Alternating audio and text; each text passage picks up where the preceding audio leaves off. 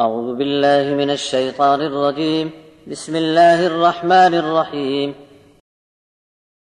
الله الذي جعل لكم الأنعام لتركبوا منها ومنها تأكلون ولكم فيها منافع ولتبلغوا عليها حاجة في صدوركم وعليها وعلى الفلك تحملون ويريكم آياته فأي آيات الله تنكرون أفلم يسيروا في الأرض فينظروا كيف كان عاقبة الذين من قبلهم كانوا أكثر منهم وأشد قوة وآثارا في الأرض فما أغنى عنهم ما كانوا يكسبون فلما جاءتهم رسلهم بالبينات فرحوا بما عندهم من العلم وحاق بهم ما كانوا به يستهزئون فلما رأوا بأسنا قالوا آمنا بالله وحده وكفرنا بما كنا به مشركين فلم يك ينفعهم إيمانهم لما رأوا بأسنا سنة الله التي قد خلت في عباده وخسر هنالك الكافرون۔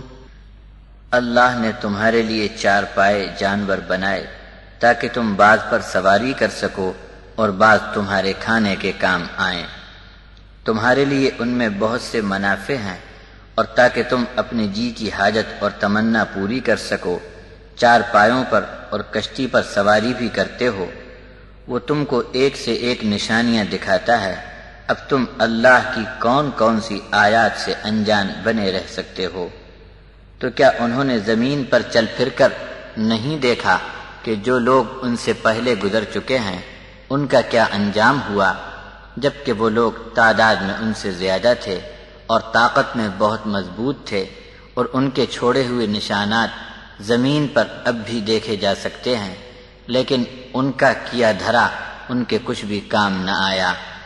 جب جب ان کے پاس ان کو سمجھانے کے لیے کھلی دلیل لے کر رسول آتے رہے تو وہ لوگ رسولوں کے مقابلے میں اپنے علم پر بہت اتراتے تھے، اور جس انجام کو انہوں نے ہنسی میں ٹال دیا تھا اسی نے ان کو چاروں طرف سے گھیر لیا۔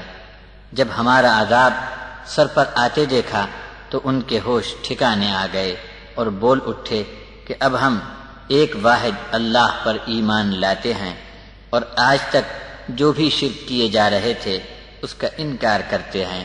لیکن جب ہمارا عذاب اپنی آنکھوں سے دیکھ لیا تو پھر ان کو ایمان لانے سے کچھ نفع نہ ہوا، اور اس کے پہلے بھی اللہ کے بندوں کے اس طرح کے حالات میں اللہ کا یہی دستور رہا کہ ایسے موقع پر کافر ہمیشہ نقصان میں رہے۔